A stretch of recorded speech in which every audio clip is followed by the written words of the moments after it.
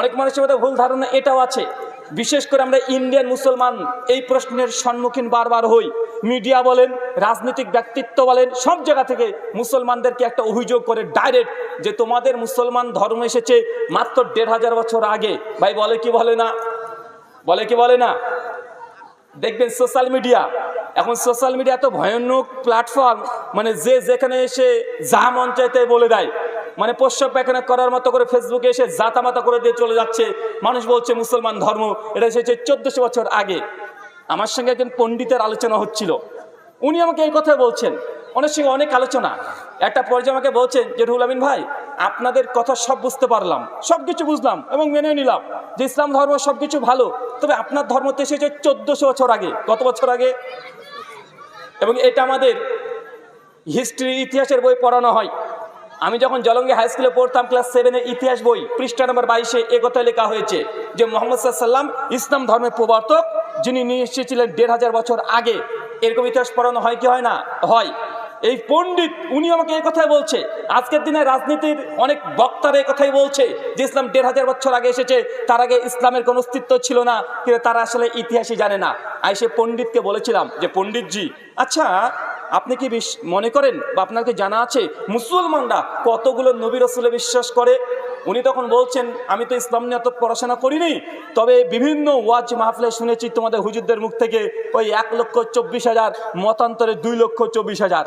মানে ঠাকুরজি বলছেন, পণ্ডিত, যদিও 2,২৪,০০০-এর মর্মে কোনো জাল হাদিসও নাই, ১,২৪,০০০ মর্মে কিছু হাদিস পাওয়া যায়।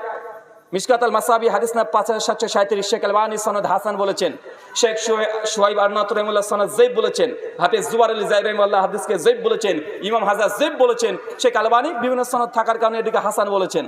তো তারপরেও যদি ধরে নিই যে ১,২৪,০০০ নবী রাসূল এসেছে, পণ্ডিতজিকে বললাম যে আপনি বলছেন ইসলাম এসেছে ১৫০০ বছর আগে, তো পৃথিবীতে যদি ১,২৪,০০০ নবী রাসূল আসে আর তারা যদি প্রত্যেকেই ১ বছর করে হায়াত পায়, তাহলে পৃথিবীর বয়স কত হওয়া উচিত? ইসলাম ধর্মের বয়স কত হওয়া উচিত? উনি তাকে বলছে, বাবা বিষয়টা তো এইভাবে ভেবে দেখিনি। কথা বুঝতে পারলেন না? উনি বলছেন যে ১৫০০ বছর আগে ইসলাম এসেছে, ১৫০০ বছর আগে ইসলাম এসেছে, অথচ মুসলমান এটা বিশ্বাসই করে যে লক্ষ লক্ষ নবী রাসূল পৃথিবী থেকে চলে গেছেন।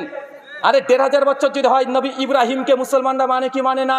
আরে কুরবানি প্রথা যেটা হয় ভারতবর্ষে, যে কুরবানি প্রথাকে নিয়ে সব জায়গাতে মুসলিমদেরকে বেশি ভাগ অংশই মুসলিম বিদ্বেষী প্রচার করা হয়, সেই কুরবানিটা এসেছেও নবী ইব্রাহিমের সুন্নাত থেকে, তাই কি না?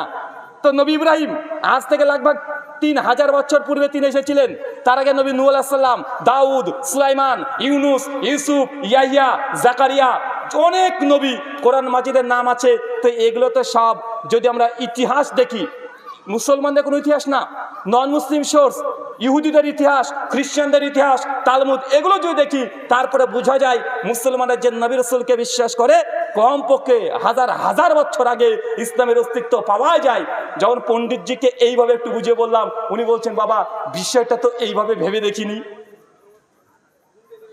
আচ্ছা, আমাদের সনাতনী হিন্দু দাদাদের বা রাজনীতিক যারা বক্তা আছে, এরা তো জেনে বুঝে ইসলামের সমালোচনা করে, এরা অজানা এমন কিছু নয়।